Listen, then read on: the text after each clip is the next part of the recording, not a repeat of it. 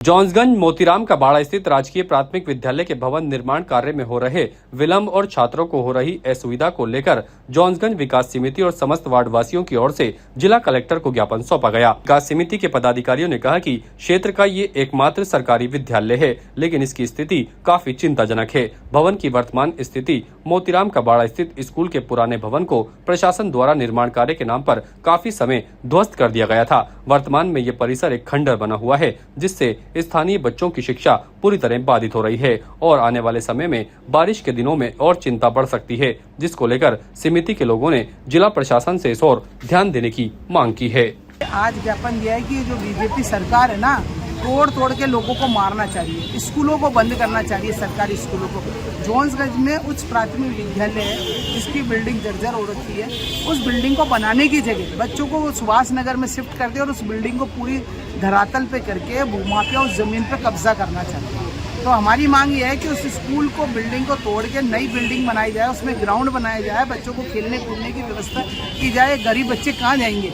अगर स्कूल को अगर इस तरह से तोड़ के ख़त्म कर देंगे तो इसका मतलब पढ़ने का अधिकार ही खत्म कर दिया।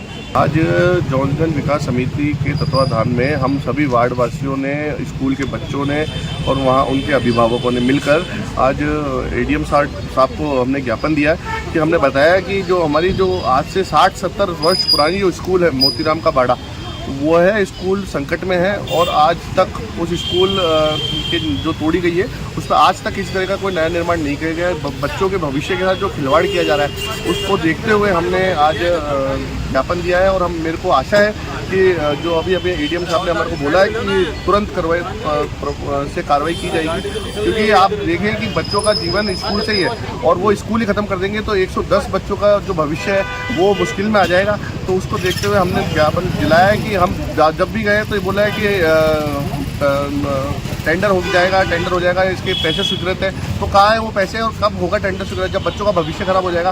हम इस मांग के लिए आए कि हमारी मोतीराम बाड़ा में वापस जी उसे कई महीनों से तोड़ रखा है और उसको वापस भी नहीं मनाया जा रहा। ये हमारी मांग है कि इस स्कूल को वापस से तैयार किया जाए। हमारी इससे पढ़ाई भी बहुत कमज़ोर हो जा रही है। हमारे फर्स्ट टेस्ट आने वाले हैं और हमारी बोर्ड क्लासेस भी है, लेकिन अब तक वो स्कूल तैयार नहीं गई है। इससे हमारे पढ़ाई में बहुत दिक्कत आ रही है। जॉन्सगंज समिति के द्वारा यहाँ पे आए हैं। जॉन्सगंज के अंदर हमारी सबसे पुरानी स्कूल है गवर्नमेंट स्कूल मोतीराम बाड़ा, जिसको अभी थोड़े टाइम पहले निरस्त कर दिया गया था क्योंकि बंजर होने के कारण उसको। पर उसके अंदर हमारे अभी देखे जाएँ तो 200 बच्चे लगभग पढ़ते हैं और वो 8वीं क्लास तक है।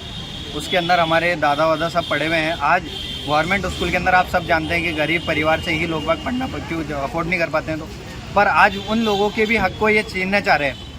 स्कूलों को बंद कर दिया गया है, स्कूल को तोड़ दिया गया है, उसको वापस बनाने का कोई कार्य शुरू नहीं कर रहे हैं।